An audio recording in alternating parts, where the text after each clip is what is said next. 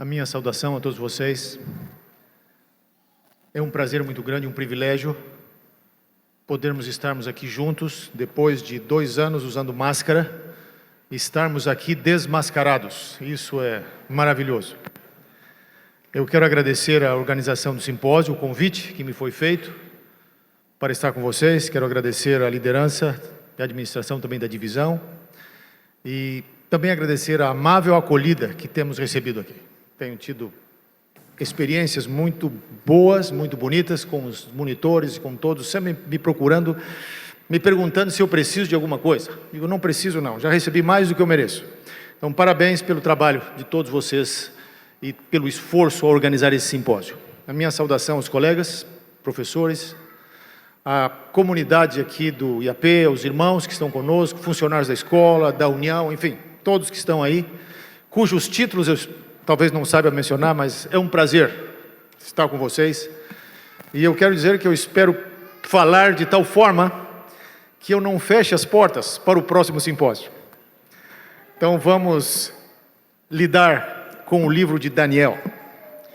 Este é o livro que é o objeto de estudo, deste simpósio.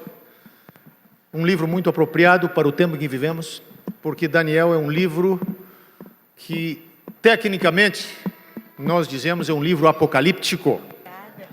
O que significa ser um livro apocalíptico? Em geral, podemos dizer que Apocalipse é uma literatura para tempos de crise. Então, Daniel é um livro para tempos de crise. E, de fato, o livro se abre com uma grande crise. Porque nos primeiros versos do livro já descobrimos que os exércitos de Nabucodonosor invadiram Judá, cercaram Jerusalém, invadiram o templo, tiraram vasos sagrados do templo, aprisionaram um grupo de cativos, entre os quais estava Daniel, os companheiros dele, e os levaram para a Babilônia. Pelas aparências, o Deus de Judá perdeu a guerra. O Deus de Judá fora derrotado pelos deuses da Babilônia. Esta era a impressão de qualquer pessoa, de qualquer sociólogo, antropólogo, qualquer especialista nas ciências sociais que estivesse observando o que estava acontecendo. O historiador diria isso na época.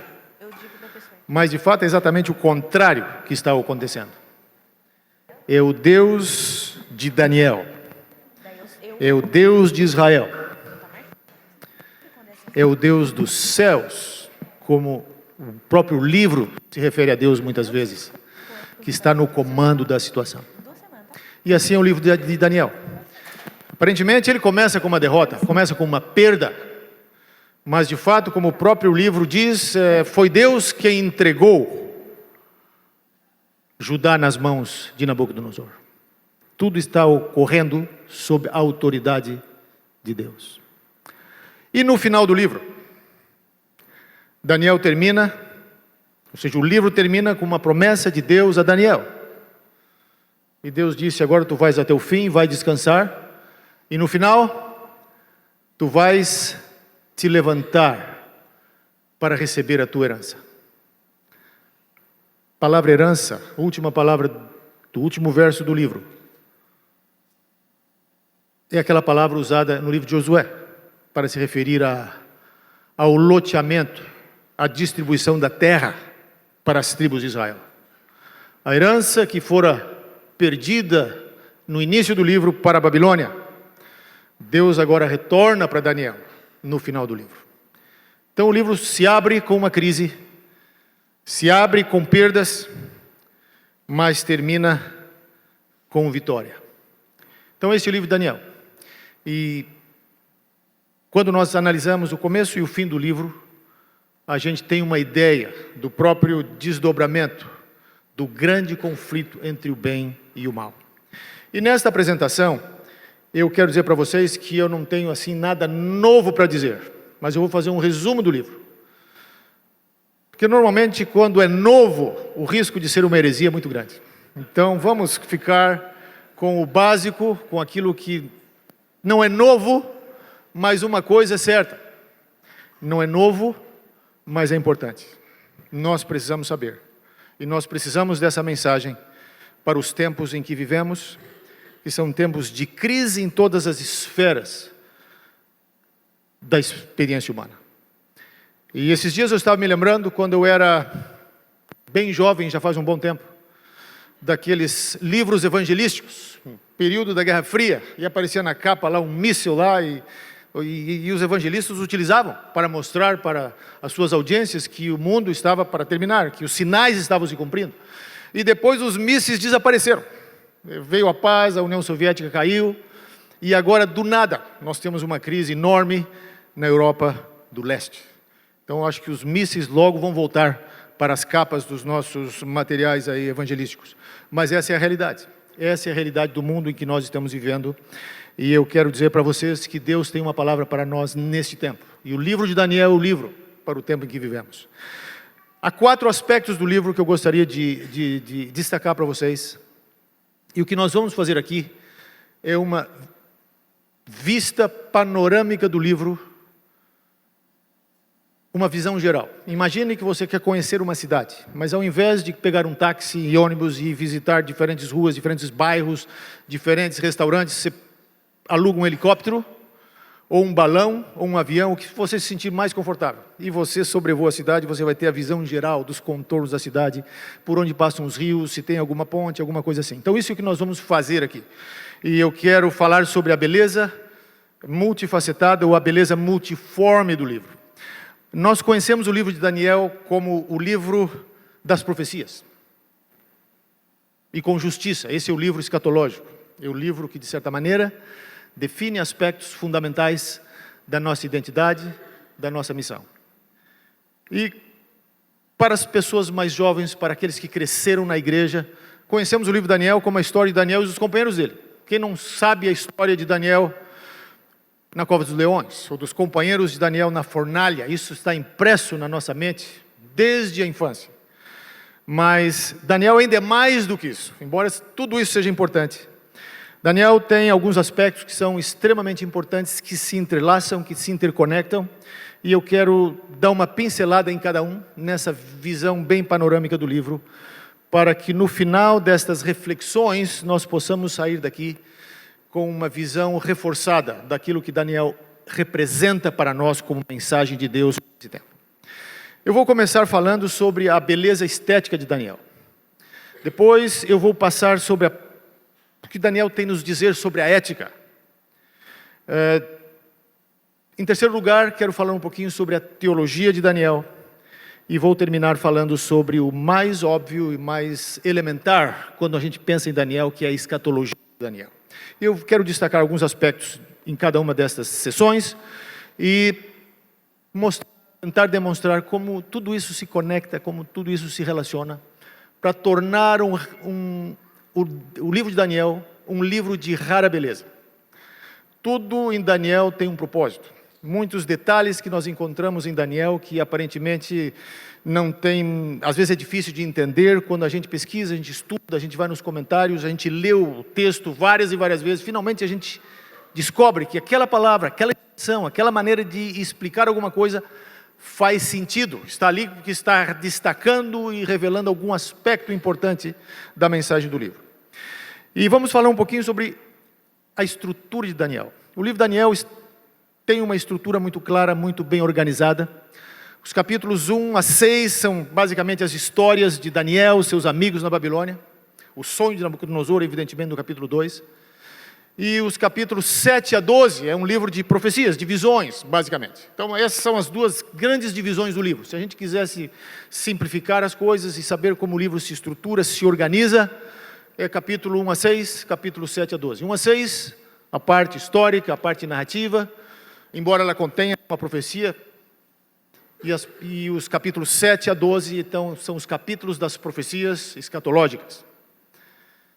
Então, essa estética é muito bem organizada. Além disso, o livro de Daniel é um livro bilíngue, e isso é muito interessante, porque apenas o outro livro é o livro que é bilíngue no Antigo Testamento, é o livro de Esdras, mas Daniel é composto em hebraico e em aramaico. O capítulo 1 é em hebraico, capítulo 2, versículo 4, começa então o texto aramaico, quando os sábios do rei vão agora interrogar o rei, para que o rei contasse o sonho para eles e toda aquela coisa, e se dirigem ao rei. Ali passa a se falar ou a se escrever em aramaico em Daniel. E continua em aramaico até o final do capítulo 7. No capítulo 8 há uma mudança. Agora passa para o hebraico. Justamente quando começa o capítulo do santuário, então agora começa a língua do santuário. Mas além disso tem uma razão, talvez, para este bilingualismo de Daniel. Um livro escrito na Babilônia, que em hebraico é Babel, né, uma alusão, e tem de fato referências a Sinear no livro de Daniel, ou seja, numa evocação daquilo que ocorreu lá em Babel, lá na Babilônia. É interessante que esse livro tenha mais de uma língua, afinal de contas foi em Babel que Deus multiplicou as línguas e criou aquela confusão para impedir a construção da torre. Então, até mesmo nesse bilingualismo de Daniel, nós temos assim uma evocação de episódios do passado, ao mesmo tempo, pelo fato de o aramaico ser a língua internacional da época, é significativo que parte de Daniel está na língua internacional e parte de Daniel está na língua do povo hebreu. Então, tudo isso se combina para construir uma grande mensagem, uma grande experiência estética daqueles que leem o livro de Daniel. Além disso, a parte aramaica de Daniel é muito interessante, porque ela tem uma estrutura bem singular, que destaca a própria teologia do livro. E isso talvez seja um dos aspectos mais óbvios e mais notados por muitos eruditos já fazem décadas. Ou seja, há um paralelismo invertido nos capítulos 2 ao capítulo 7. Então, o capítulo 2, que é a história do mundo em 7 impérios e aquela sequência ali de metais na estátua, ele está em paralelo com o capítulo 7, né, o último capítulo aramaico, que é a história do mundo em 7 animais. O capítulo 3, que é a libertação, a salvação dos companheiros de Daniel da fornalha, está em paralelo com o capítulo 6, e assim a gente vai chegando no centro.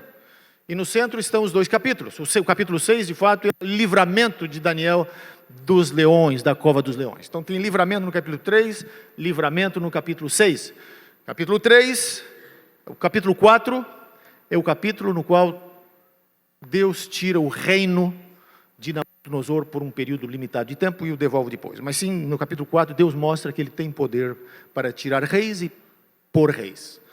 E no capítulo 5, Deus tira o reino de Nabucodonosor, de Belsazar, e não devolve mais o reino para ele. Então, essa estrutura mostra, e no centro dela, o fato de que Deus atua ali, tirando o reino desses reis, que Deus, de fato, está no comando da história. Então, a beleza literária, a forma como as histórias são organizadas e são contadas, elas têm um propósito. Elas têm um propósito de ilustrar o poder, de ilustrar a soberania de Deus.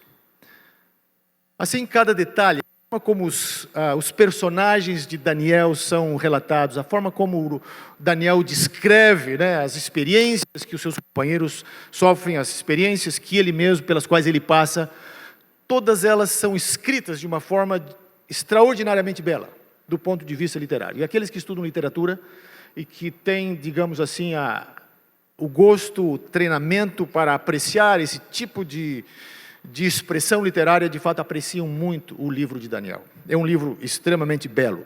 Cada detalhe no livro tem uma função retórica especial para reforçar a mensagem do livro. Agora eu quero fazer aqui uma pequena digressão, antes de avançar para o próximo aspecto e mostrar como isso se relaciona com os temas que vêm a seguir.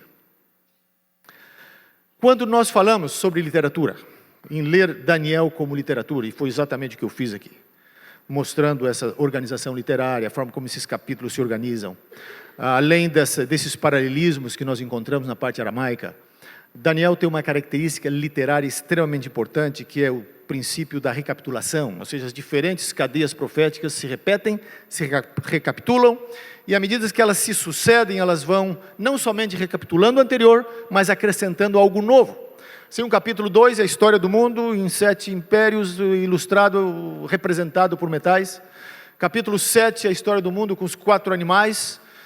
Capítulo 8 basicamente repete a história, mas agora com 2 animais, com um chifre pequeno que cresce, enfim, mas é basicamente o mesmo período histórico que vai cobrindo. Capítulo 11 basicamente repete os capítulos 2, 7 e 8, mas agora com detalhes, em diferente maneira, diferente articulação, digamos, literária. Então esses princípios de repetição, esse é um modelo talvez pedagógico extremamente importante. Quem é professor sabe que a técnica mais universal para ensinar alguma coisa, o que é? É repetir, repetir e repetir. Você repete de uma maneira, o aluno não entendeu, repete de uma outra forma, e você vai repetindo para fixar aquilo que você quer comunicar.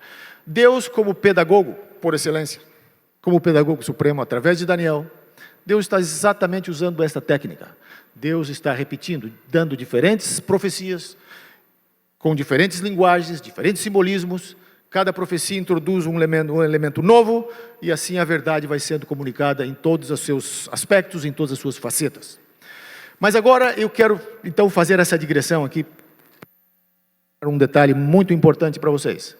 Quando nós falamos da Bíblia como literatura, nós precisamos entender que a Bíblia como literatura, essas técnicas literárias, elas têm o propósito de reforçar a mensagem teológica do livro.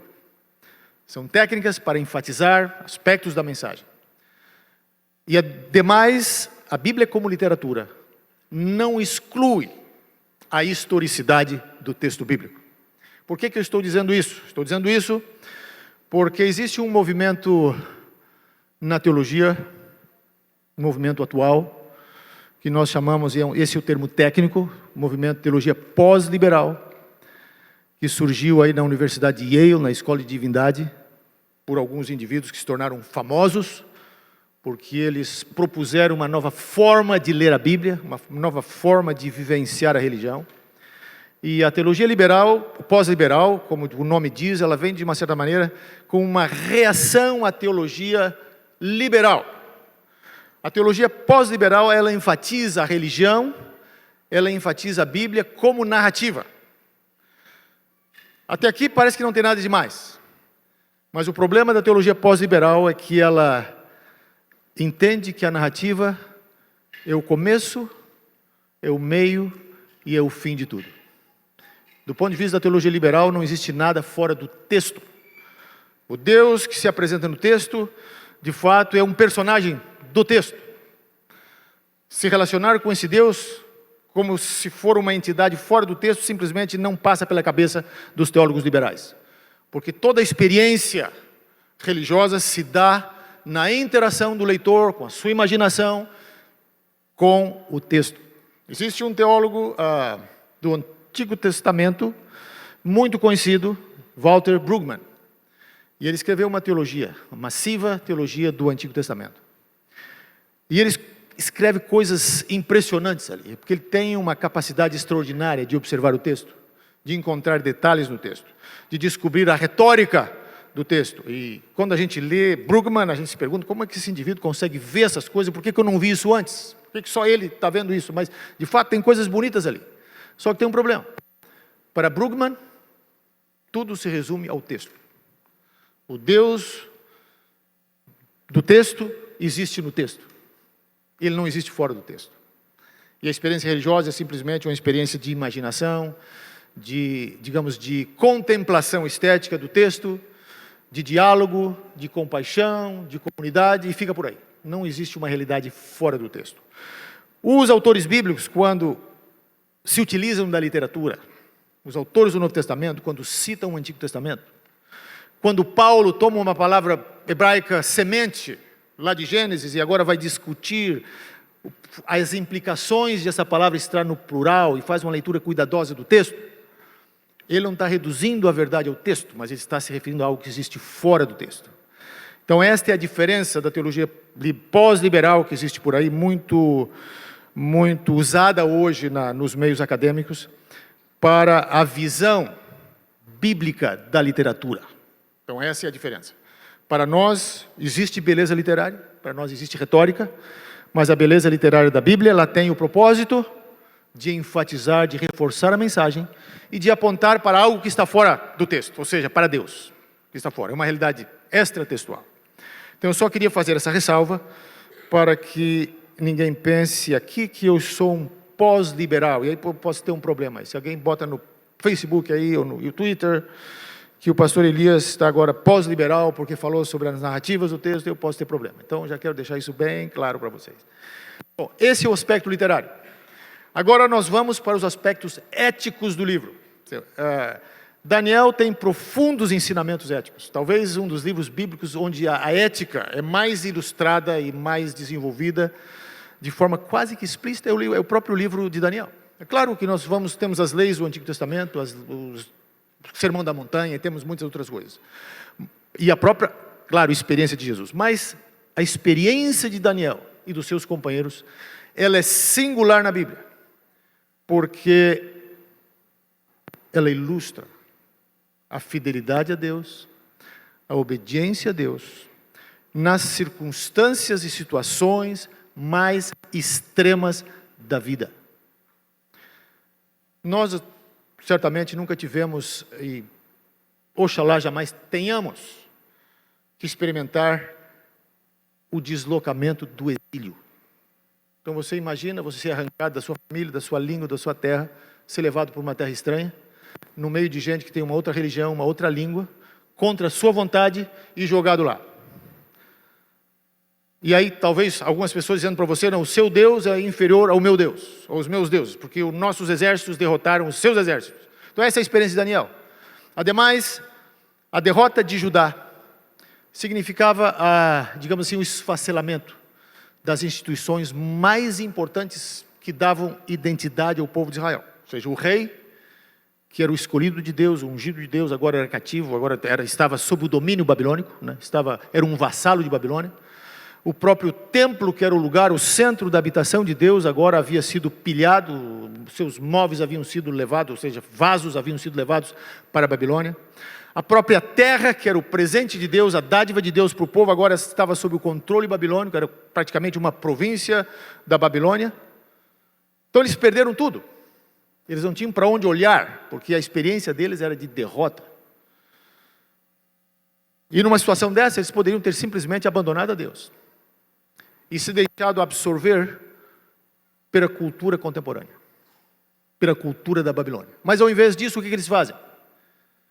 Já na chegada, quando eles são testados ali, já na comida do rei, eles já fizeram a opção, nós não queremos as iguarias do rei, nós não queremos comer as comidas do rei, porque não queremos nada aqui que dê a entender que a sabedoria que nós temos, as bênçãos que recebemos, tem que ver com o rei. Isso tem que ver com Deus. Então, já o primeiro capítulo já deixa muito claro. E quando a história prossegue, na fornalha, e depois na cova dos leões, que é a experiência de Daniel, nós vemos que eles estavam dispostos a ir às últimas consequências para se manterem fiéis à lei de Deus. Então, uma experiência de fato singular de todas as histórias bíblicas, a experiência de Daniel e dos companheiros dele. Os companheiros de Daniel se recusaram a adorar a estátua e foram jogados na fornalha.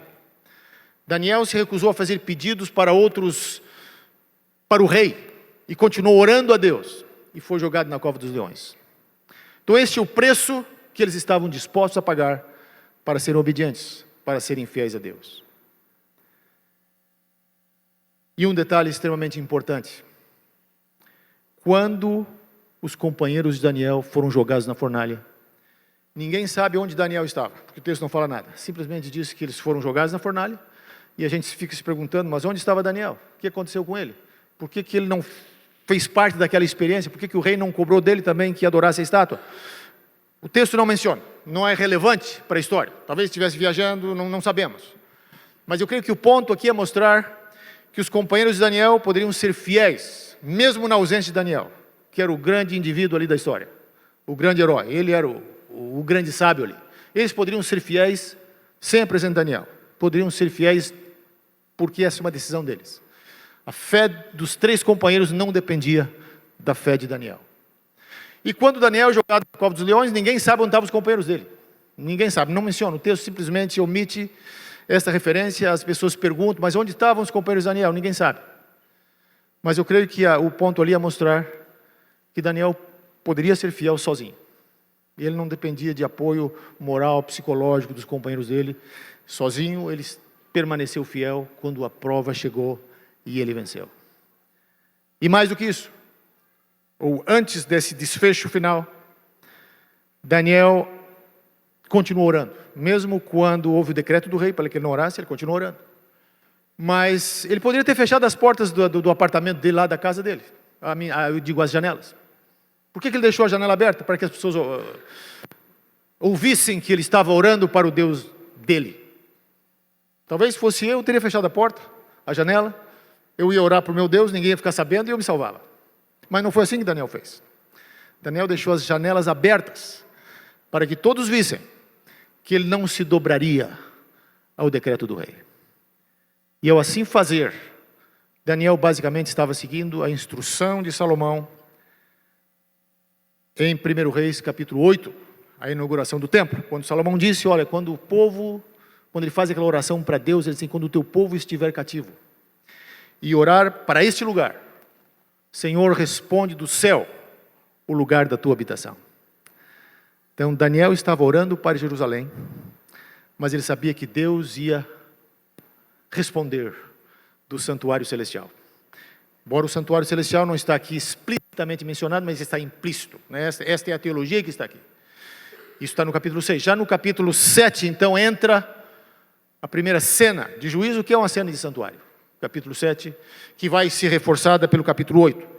Assim, esses detalhes aqui da ética do livro estão integrados com a literatura. Ou seja, a parte literária está fortalecendo, está reforçando, está sendo utilizada para reforçar os aspectos éticos, que, por sua vez, agora vão reforçar os aspectos teológicos do livro. E agora vamos para a terceira parte. Quando se fala da teologia de Daniel, a pergunta é, qual é o grande tema de Daniel? O que Daniel tem a dizer sobre Deus? Então, o grande tema de Daniel, e esse é eu diria um consenso dos eruditos, dos comentadores, é que o grande tema de Daniel, tudo em Daniel converge para destacar, para exaltar, para reforçar a soberania de Deus. Então, se a gente quiser saber qual é a mensagem de Daniel em uma frase, a mensagem é essa: Deus é soberano. Deus tira reis, Deus põe reis, e Deus está no controle de tudo, a despeito das crises, a despeito das tragédias, a despeito da destruição que estava ali, né, que afetara Daniel, o seu povo. Eles estavam no exílio, mas Deus é soberano. Esse é o propósito do livro de Daniel, mostrar a soberania de Deus. Cada texto, cada visão, cada aspecto da literatura do livro está enfatizando e apontando para Deus. De tal forma que a gente pode dizer que o grande personagem do livro, o grande herói do livro de Daniel, não são Daniel e os companheiros dele, não é Daniel ou os companheiros. O grande herói do livro, o grande personagem do livro é Deus. E Daniel e os seus companheiros se tornam sub-heróis, heróis por associação, porque eles estão fiéis e devotos a Deus. Então esse é o grande tema de Daniel, a soberania de Deus. Mas dentro da teologia do livro tem um outro tema importante, eu vou mencionar alguns aqui. O tema do grande conflito, do conflito cósmico. Este tema percorre o livro do início ao fim. Ele já é indicado na experiência histórica do capítulo 1, quando os exércitos de Babilônia atacam Judá. Ali você tem um microcosmos, digamos assim, do conflito, né? Os pagãos, os babilônios, agora atacando o povo de Deus. E esses aspectos históricos já estão ali para apontar que mais tarde, quando as profecias se desdobrarem, agora o grande conflito vai aparecer, ampliado nos seus aspectos cósmicos e escatológicos. Então esse conflito Babel versus Jerusalém, ele é importante. Mais tarde nós vamos ver que o pequeno chifre vai fazer guerra contra os santos. Então a guerra, a luta, o conflito continua no capítulo 7. No capítulo 8 é o pequeno chifre agora que cresce e ataca o santuário, ataca o príncipe do exército. E no capítulo 10 o conflito agora é mencionado explicitamente, que é a visão do grande conflito, assim está em português, a visão do grande conflito, né, que ela é introduzida no capítulo 10, mas que ela continua agora no capítulo 11 com detalhes. Então, o grande conflito, ele está presente, ele é digamos assim, o pano de fundo para o livro de Daniel. Outro aspecto de Daniel, da teologia de Daniel, é o conceito do santuário. O santuário não está presente em Daniel somente em Daniel 8,14. O santuário aparece praticamente do início ao fim do livro. Como nós já vimos, no início do livro já tem ali elementos do santuário. Quando Nabucodonosor ataca o santuário terrestre e leva os seus pertences, seus utensílios, ou alguns dos utensílios para a Babilônia. Depois Belsazar vai profanar esses utensílios numa festa de orgia. Ele vai ser punido porque, de certa maneira, Belsazar atacou o santuário de Deus, profanou o santuário de Deus, o santuário terrestre. Mas isso é apenas uma antecipação retórica, histórica, daquilo que vai acontecer em termos agora cósmicos, escatológicos, quando o pequeno chifre, no capítulo 8, vai agora atacar o santuário celestial, vai introduzir um sistema falso de adoração. Então, todos esses elementos das narrativas, de certa forma, vão antecipando os elementos escatológicos. E aquela série Darkon, que foi publicada pela Unispress, tem vários capítulos lá sobre Daniel, sobre o santuário. E no livro de Daniel, daquela série, existe um artigo do Dr. Ángel Rodrigues, que faz uma análise bem detalhada de Daniel 8, versículos 8 a 14, e como ela se relaciona com Levítico 16. Então, todo o detalhe está ali. E tem vários outros artigos ali que são interessantes. Se vocês puderem ler, eu recomendo, para vocês entendam mais como é pervasivo o santuário em Daniel. E além disso, nós temos também várias teses doutorais publicadas por aí, mas uma em específica que eu considero muito importante, que é uma tese de Winfried Vogel, onde ele estudou os temas culticos de tempo e de espaço no livro de Daniel. Essa tese foi defendida em 99, já faz um tempo, mas ela é exaustiva, ela mostra como o santuário está presente no livro de Daniel como um todo. Então, nós adventistas, quando temos uma doutrina do santuário, é sempre importante a gente ter em mente, nós não temos a doutrina do santuário porque nós temos Daniel 8,14, nós temos muito mais do que isso. O santuário em Daniel é muito mais do que Daniel 8,14. Daniel 8,14 certamente é significativo, que põe o santuário dentro de um esquema profético, mas o santuário aparece no livro de Daniel do início ao fim. Mais do que isso, o santuário aparece ao longo da Bíblia, aparece nos Salmos, nos Profetas, no Novo Testamento, no Apocalipse e assim por diante. Bom, suficiente para o santuário. Vamos agora para o Messias. O livro de Daniel tem um lugar específico, especial para o Messias. Eu diria o seguinte: a cruz está fincada no livro de Daniel, no capítulo 9, versos 23 a 27. Então, se você quiser ter um vislumbre do Calvário, do Evangelho, da obra de Cristo, leia estes versos. Estes versos são extremamente importantes em Daniel capítulo 9, 23 a 27. Porque aqui é onde conecta a obra do Messias com o sistema sacrificial hebraico e, consequentemente, com o santuário. Nós estamos acostumados, quando nós estudamos Daniel 9, versículos 23 e 24, de ver nesses textos a chave para entender a cronologia das 2.300 tardes e manhãs. Isso está correto. Se não tivéssemos estes versos de Daniel 9, 23 a 24, nós não teríamos como estabelecer a cronologia profética, não saberíamos o ponto de partida das 2.300 tardes e manhãs. Mas tem mais do que isso. Há um aspecto teológico que é fundamental e muitas vezes não é lembrado, não é enfatizado. Daniel 8,14 fala sobre a purificação do santuário. Agora a pergunta é: para que o santuário seja purificado, o que você precisa? O que acontecia no dia da expiação para a purificação do santuário? Precisa o quê? Um sacrifício. E Daniel 9, 23 a 27 justamente está mostrando este sacrifício, e ele liga esse sacrifício com a obra do Messias. Então esses versos são fundamentais para conectar a obra de Cristo com o santuário celestial, já antecipado aqui no livro de Daniel. Mais do que isso, a conexão de Daniel 9, 23 a 27. Ela é extremamente importante com o sistema sacrificial hebraico. porque aqui mostra que a obra do Messias é, entre outras coisas, para expiar o pecado e trazer a justiça eterna. A palavra expiar, o verbo expiar, é um verbo muito usado no Pentateuco, nos textos do santuário, para falar da obra do santuário. E há um texto no Antigo Testamento que é Levítico 17, verso 11. Esse é o texto mais importante sobre o santuário no Pentateuco. Levítico 17, 11, porque este é o único verso que explica o que e o porquê do sistema sacrificial.